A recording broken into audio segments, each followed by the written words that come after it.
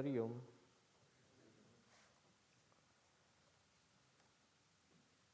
Happy Chinmaya Jayanti to all of you. Thank you for wishing me that.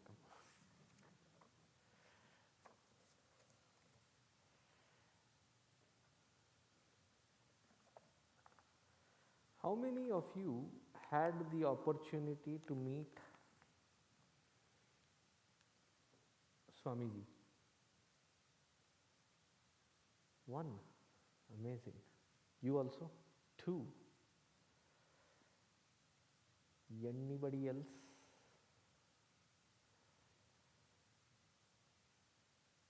I will also raise hand now.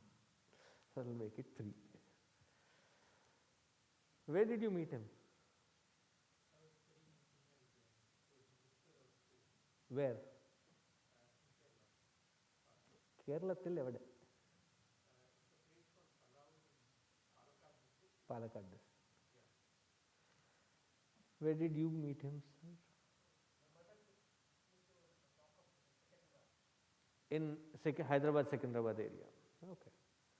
Kerala, Secunderabad.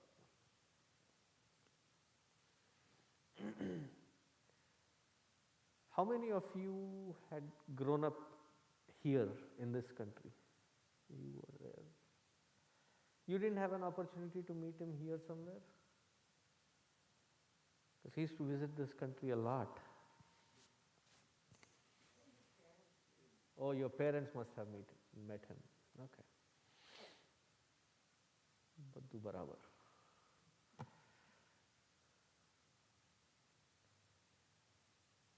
So Pujya Swamiji,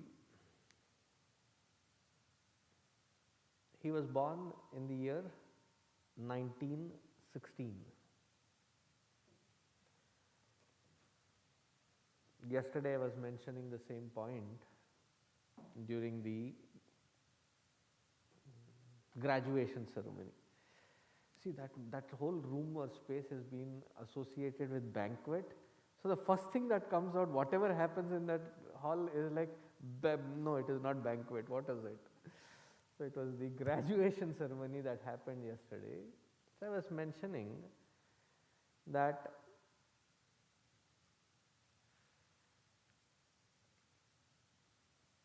he was a very small percentage of the population of that particular era which was very well educated,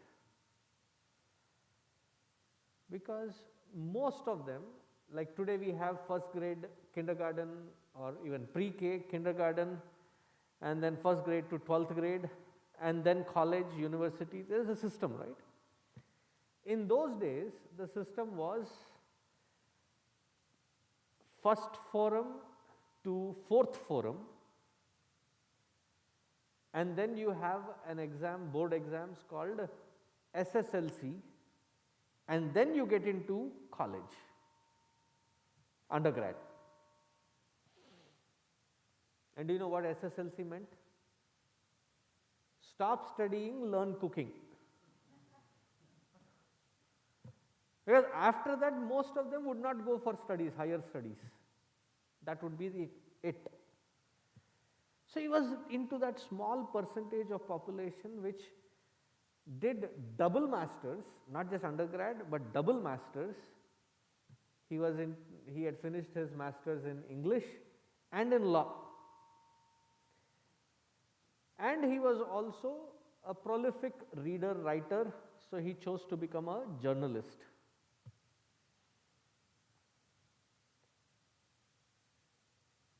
And when he was about late 30s, early 40s, growing up in that environment that he grew up in,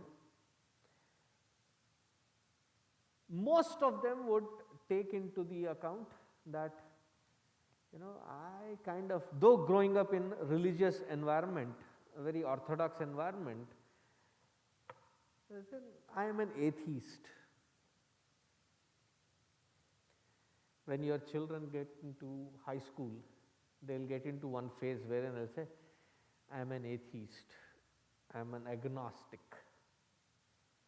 Have you heard that from your kids as a reaction? Come to Chennai, but I don't believe in this, I'm an atheist. Now, where does this come? There is this influence of a very liberal social Marxist kind of an ideology. So he was influenced to that also. So wherever there is a system, wherever there is a lineage of continuation from past to the present, I said those are old roots have to be discarded, shredded out to create a new wave, a new thing. A revolution is to remove the old and bring in the new. So he looked at anything that had to do with tradition, culture, system of the past. In Hindi they say, dal mein kuch kala hai. Something fishy about it. So as he investigated into one particular sadhu, sannyasi, his name was Swami Shivananji Maharaj. So he looked at his life. He was a doctor by profession. And that also one generation before Chinmayananji. So at that time, to become a doctor and go into outside of the country, serve and then come back. So he was in Malaysia. Though at that time when he had gone, Rangoon, Bhutan, all of these were still a part of integral bigger India. Swami Shivananji belonged to that era of time where India meant that all of this. So stepping across the border, Malaysia was like right across the border. So he lived there, he practiced being a doctor, physician, and he said enough is enough.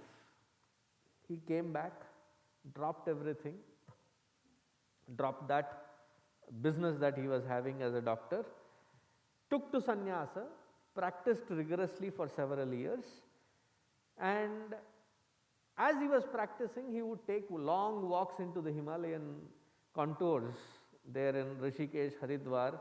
He saw that people did not have access to good medicine system. So he said, I am a doctor anyway, why not I open up small clinics, patches of clinics where he would go walk and call for those 5 to 10 villages to gather and whatever were their ailments.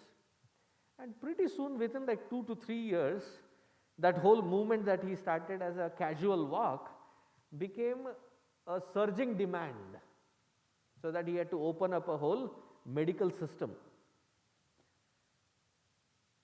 And when the news and in those days magazines and started publishing about Swami Shivananji, he was like the new wave, new surge of influence. A lot of people coming to Haridwar, Rishikesh to meet the Swami. So he, as a journalist, he said, why would anybody, logically thinking, why would anybody give up a thriving business of being a doctor in foreign country? Come to India, become almost like a beggar, right? So you become a beggar, and there are so many people lining up to meet him. Something strange here. Something doesn't add up. So he wanted to go investigate him. He was into investigative journalism and editorials and things like that. You know the newspaper that he was working for? Now very infamous. It is not in circulation, but it is still very infamous organization right now. Have you heard of the National Herald? Yes, no? Where did you hear it? What is it connected to? Anybody?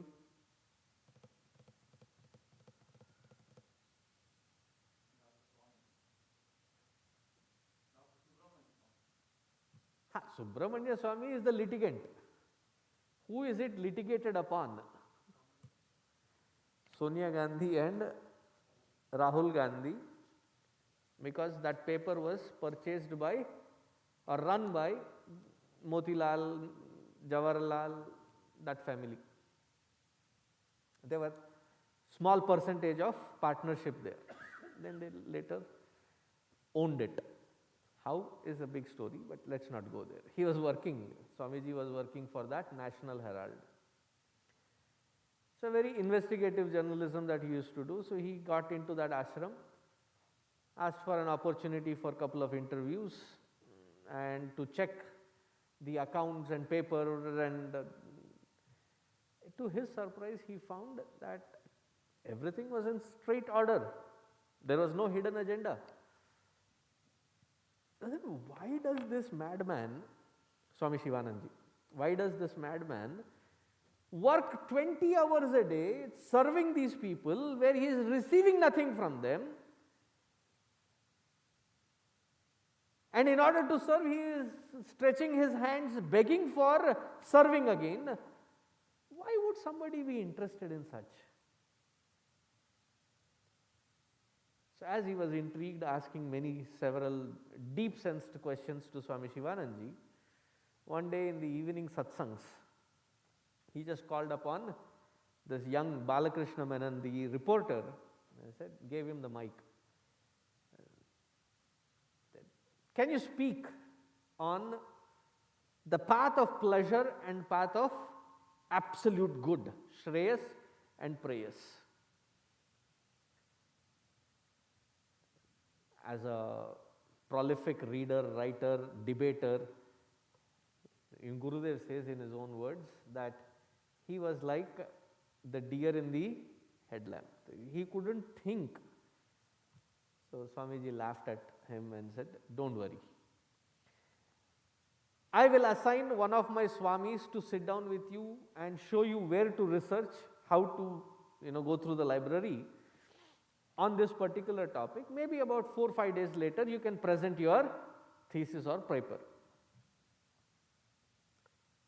So he would go there, sit down, and he was introduced to the Upanishads, Bhagavad Gita, commentaries written by Swami Shivananji or other Mahatmas. What stuck in his understanding was an amazement. An amazement that he grew up in being a Hindu, in a Hindu nation, though at that time ruled by British, but nowhere in the school system you could see an iota of Hinduness that he was exposed to with this kind of understanding that he was able to read in his late 30s, having grown up in India. There was no introduction to it.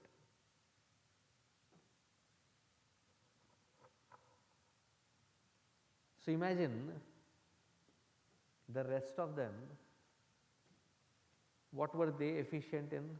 Rest of the Hindus, rest of the Indians, they knew what they were practicing and meticulously gave that entire practice system to the next generation. Why are you practicing? Nobody knows. Now you see the disconnect. There are many things that we do where there is a disconnect. Many armies or all of the armies across the globe,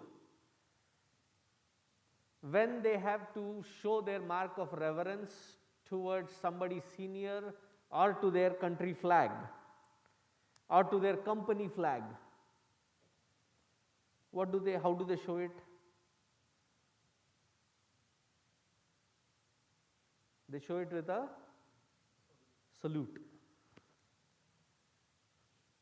Do you know why salute came into picture?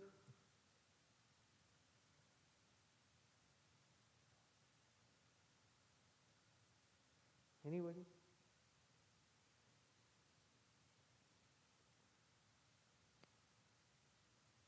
What were they called? The Templar Knights. From the British, the Queen, there were a lot of people that would take into being Templar Knights, and they would go all the way to Jerusalem, Bethlehem, and to rule. So these Templar Knights had, do you remember when you see them on TV shows or movies, the kind of costume that they wear? A very uniquely different costume. It's a metallic costume that they wear, armor that they wear, head to toe metallic encasement.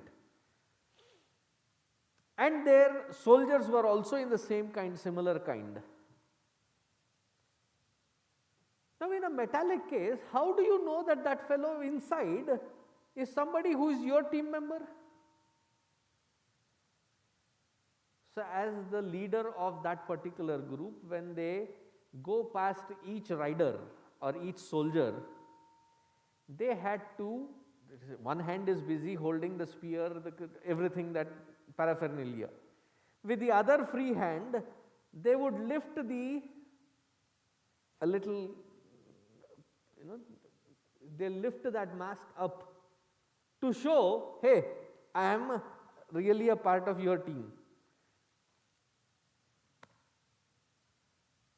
Armors have gone,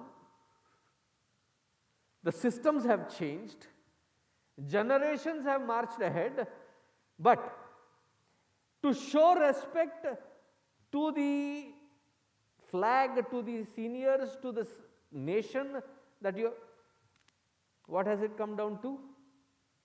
This gesture. Now when did it start? Where did it start? There is a process. That process has continued. The purpose behind the process has somewhere been lost in time. Most of the things that at least we should be thankful to our ancestors that the process was given, but the purpose was missing. Did you ever ask your parents as to why we are doing puja, or why we are offering, why while offering doing this or that step? Did you ever ask them? You did? What did they answer? That's how we do it. Did he give an answer or? Okay, that's how we do it. Of this many, only one or two of us would have asked. Even to those one or two who would have asked, not a great clarity that was given. And then we complain. We were so better than these kids of this generation. Why? We never troubled our parents by asking all these kinds of questions. Now what do your kids do? They corner you. Why?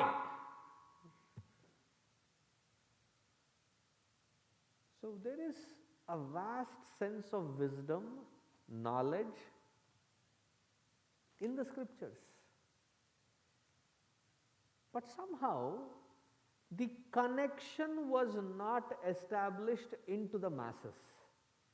Those select few who did know, they were in the Himalayan seclusion.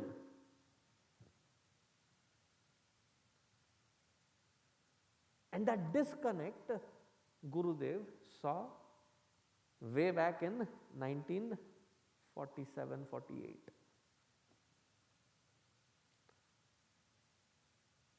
There are processes and there is no purpose of understanding as to why I am doing what I am doing. Once we miss that, like I gave the example of salute. I am still researching, I don't know. You have gone through this country graduations, right? They throw the cap. Is there a reason why they, what is the purpose? Freedom from education. Yeah, but that's not the real reason, obviously. I am still searching. So we do a lot of things and it becomes a ritual of a kind. But you ask them, why are you doing it? Pata nahi.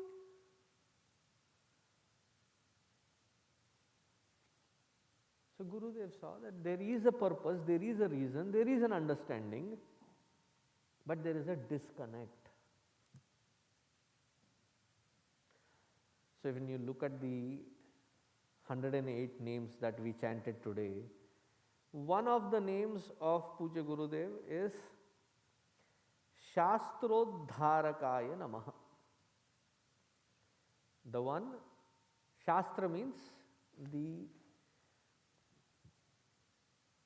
technology,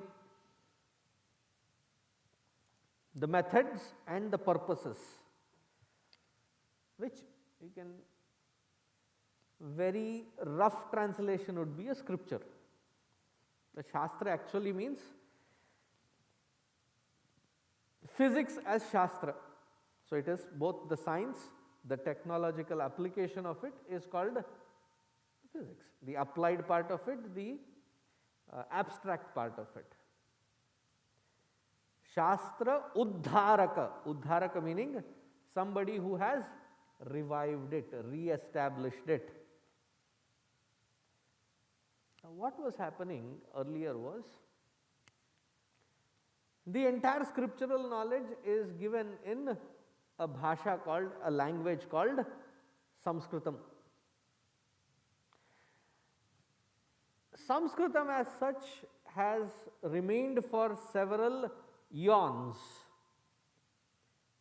It has changed several scripts. The bhasha will continue, but the scripting may be different. Like most of your children, when they read Sanskritam shlokas, what language are they reading it in? English, right? The transliteration. So though the script is English, what are they actually reading? Sanskritam.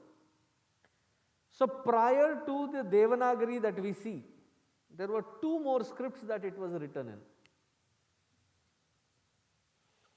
One was called Sharada Lipi, and prior to that it was written in a language called, or a script called Brahmi Lipi. Sharada Lipi, Brahmi Lipi, prior to Devanagari. There are several scriptural manuscripts.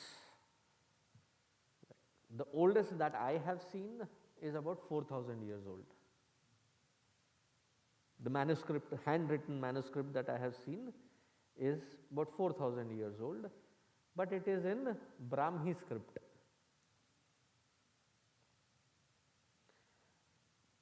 This I am talking about 24 years ago,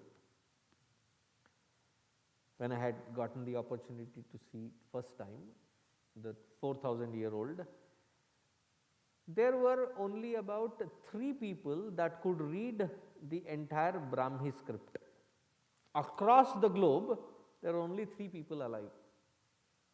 2 people, very learned scholars, but they were at the end of their life.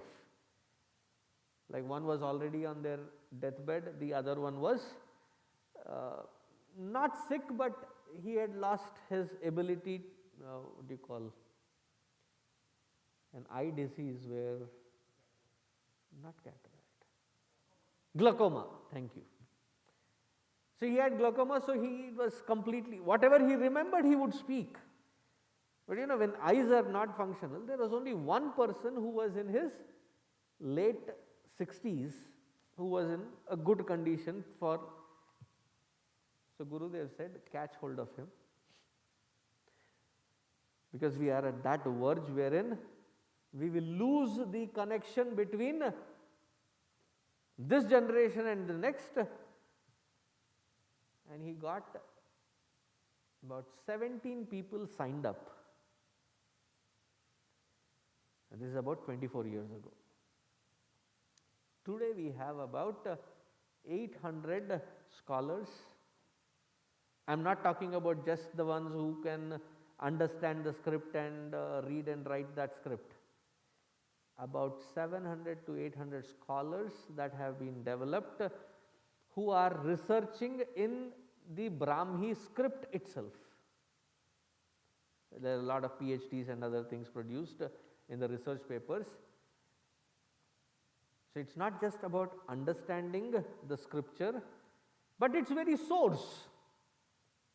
Go to the source of the very manuscripts, identify it, learn from it, and then connect it back with a meaning and utilization in this present day and life.